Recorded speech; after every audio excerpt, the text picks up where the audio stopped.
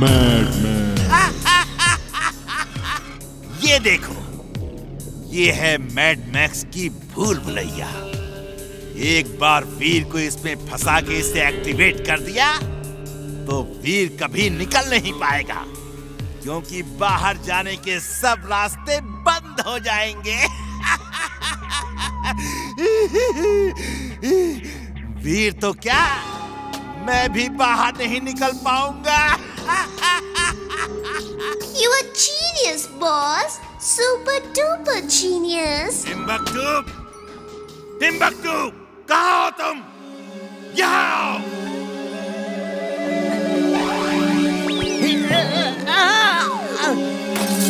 Lock कर दिया Timbuktu.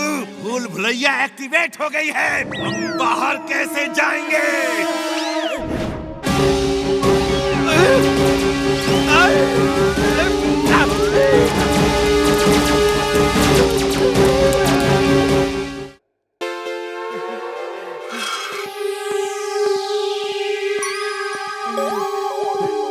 आगे बढ़ो आगे, यहाँ भीख नहीं मिलेगी। बॉस ने मुझे 1 साल से सैलरी भी नहीं दी है और खुद पता नहीं 1 महीने से कहाँ गायब हैं। तुम्हारा बॉस आ चुका है और अब तुम जाने वाले हो। मोनाटे!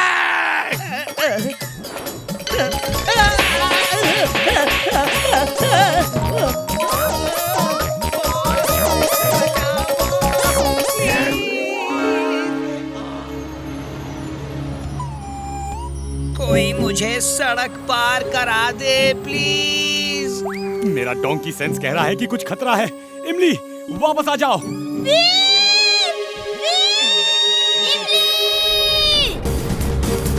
चिंटू, चिंटू, जल्दी बाहर आ जाओ चिंटू।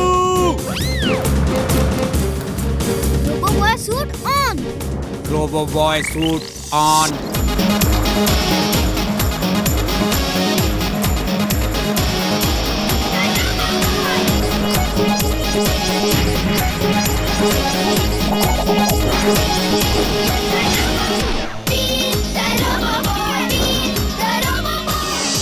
वो देखो, वीर अंदर गया है। चलो अंदर। गलती तो हो गई है, अब उसकी सजा भी भुगतो। अटक मटक लटक झटक, चिंटू को कहीं और जाके पटक।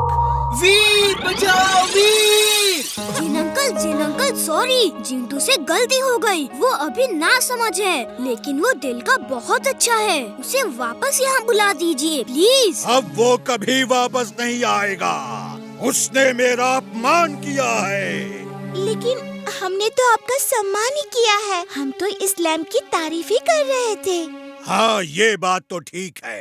चलो मैं तुम्हें अपने दोस्त जिन को वापस पाने का एक और मौका देता हूँ। अगर तुम उसे ढूंढ सको तो उसे वापस पा सकते हो। अटक मटक लटक झटक, जहाँ हो इनका दोस्त वहीं इन्हें पटक।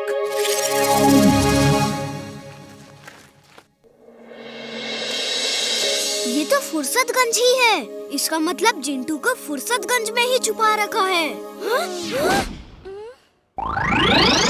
ये मेरा फुर्सतगंज है, मेरा जादुई फुर्सतगंज। यहाँ हर कोई तुम्हारा दुश्मन और मेरा दोस्त है। हर इंसान जादू से भरा है, हर चीज जादू की बनी है। तुम्हारे पास सिर्फ चड्डा अंकल, चड्डा अंकल।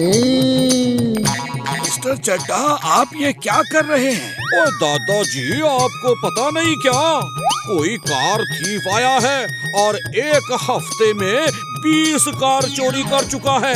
पुलिस भी उसे पकड़ नहीं पा रही, इसलिए मैं अपनी कार को प्रोटेक्ट कर रहा हूँ। देखता हूँ कार थीफ इसे कैसे चोरी करेगा। अरे ये रोबो बॉय का भी कहीं पता नहीं। वो आजकल बहुत ही आलसी हो गया है, कुछ काम नहीं करता।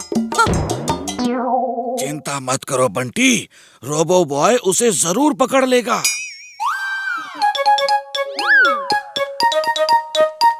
Robo boy suit on. Robo boy suit on. Mister Chadda, आप चिंता ना करें, कार थीफ जल्दी ही पकड़ा जाएगा।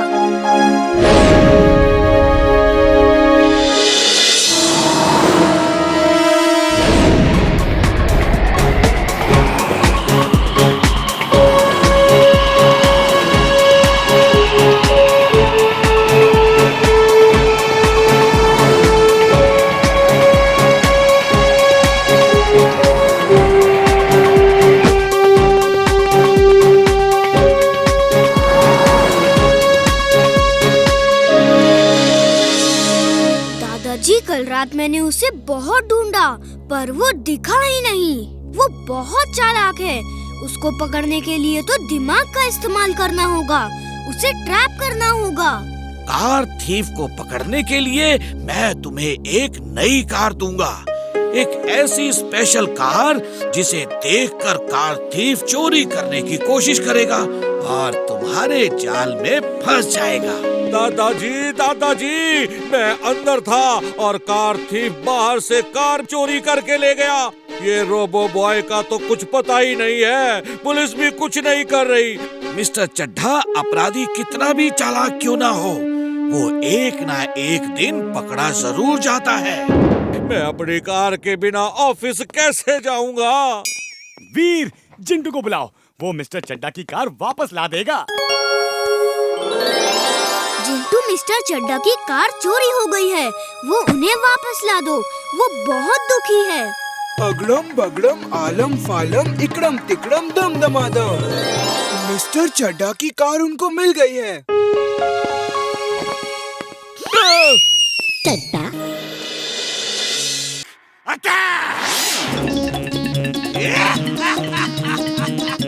कब से वीर को इस तरह चिल्लाते हुए देखना चाहता था। आज दिल को ठंडक मिल रही है। She is right। पता नहीं मेरे पूरे फुर्सतगंज को एक अजीब बीमारी ने घेर लिया है। किसी को समझ में नहीं आ रहा है कि ये कैसी बीमारी है। डॉक्टर्स भी परेशान हैं और साइंटिस्ट इस पे रिसर्च कर रहे हैं। दादाजी, कल से मेरी आंख बंद नहीं हुई। मैं सो नहीं पाया और बंटी का मुंह बंद नहीं हुआ। कभी मच्छर कभी मक्खी बार बार घुस रहे हैं। डॉक्टर को समझ में नहीं आ रहा क्या बीमारी है। ये देखिए, पापा का हाथ कैसा टेढ़ा हो गया है। पूरे शहर में ऐसा ही कुछ न कुछ सबको हुआ है। हम भी अभी टीवी में यही न्यूज देख रहे थे। मैं पता करने की कोशिश करता हूँ कि ये क्या बीमारी है। ये बीमारी आज से 100 साल पहले मध्य सागर के कालूका द्वीप में होती थी। तो फिर ये यहाँ कैसे आ गई? किसी माइग्रेटरी बर्ड के साथ आ गई होगी। जब बर्ड्स एक शहर से दूसरे शहर उड़कर जाते हैं तो उनके पंजों में कई जर्म्स बैक्टीरिया साथ आ जाते हैं। उन गांव वालों ने इसका इलाज कैसे किया? वहाँ के एक लोकल डॉक्टर ने इसका इलाज ढूंढा और वो इलाज इस फूल में है। इस फूल की पत्ती को खाने से या इसका रस निकाल के पीने से ये बीमारी दूर हो सकती है। दादाजी, लेकिन ये तो 100 साल पहले की बात है। अब पता नहीं ये फूल वहाँ होगा कि नहीं। ये तो जाके ही देखना होगा। वीर, तुम लोग स्पेसशिप से चले जाओ। अपना ध्यान रखना। दादाजी, मैं उड़ने वाले पंख भी ले जाता हूँ। क्या पता कभी बिना स्पेसशिप के चुलबुल को भी उड़ने की जरूरत पड़ जाए। तुम ठीक कहते हो वीर। पूरी तैयारी के साथ जाओ।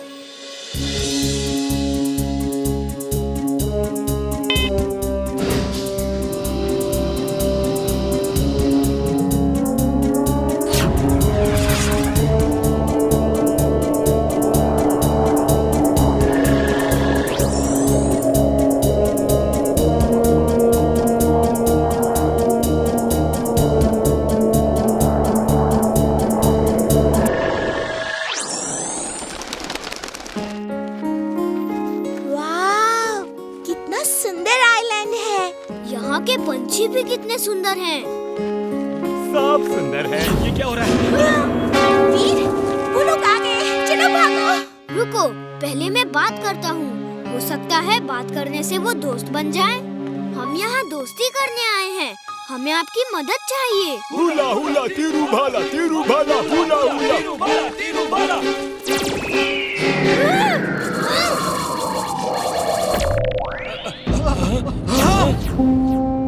हुला हुला तीरू भाला, हुला हुला। देखो वी, मैंने कागज की कितनी सारी बोट्स बनाई है। पानी बरसते ही हम इन्हें चलाएंगे। हाँ इमली, ऊपर देखो कितने घने बादल हैं। बरसात कभी भी आ सकती है। इमली, तुम इन्हें बोट्स कहती हो? बोट्स इसे कहते हैं। ये देखो तुम्हारी बोट्स में तो एक मक्खी भी नहीं बैठ सकती। मेरी बोट के बारे में क्या कहना है? इधर देखो।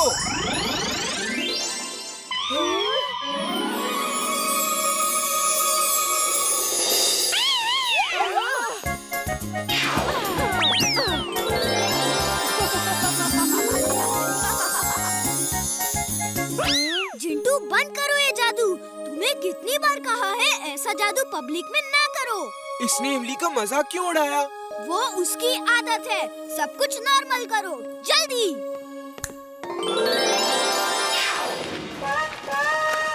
ये बंटी कभी नहीं सुधरेगा। और ये चिंटू भी कभी नहीं सुधरेगा। वीर, हम लोग बरसात आने पे रेन डांस ऑर्गेनाइज करेंगे। ओके। टिम्बकटू, ये है लाइटनिंग रोबोट। ये आसमान में जाके सब बादलों पे आइस पाउडर डाल के जमा देगा और फुर्सतगंज में बरसात नहीं होगी। You are genius boss, super duper genius.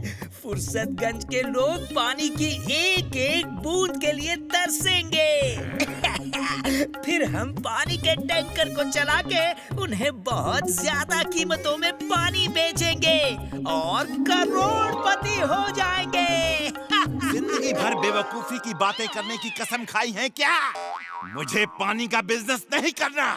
जब बादल जम जाएंगे तो वीर उन्हें पिघलाने बादलों में जाएगा और वहां उसे कौन मिलेगा? बोलो बोलो। वहाँ उसे आप मिलोगे बॉस, और आप उसे पकड़ के यहाँ लाने की कोशिश करोगे। लेकिन बॉस वो आपको पटक पटक के मारेगा। I am mad, very very mad. वहाँ मैं नहीं, लाइटनिंग रोबोट मिलेगा। ये लाइटनिंग रोबोट वीर को खत्म करके यहाँ लाएगा और मैं उसका पूरा सिस्टम स्टडी करके अपना नया रोबोट बनाऊंगा।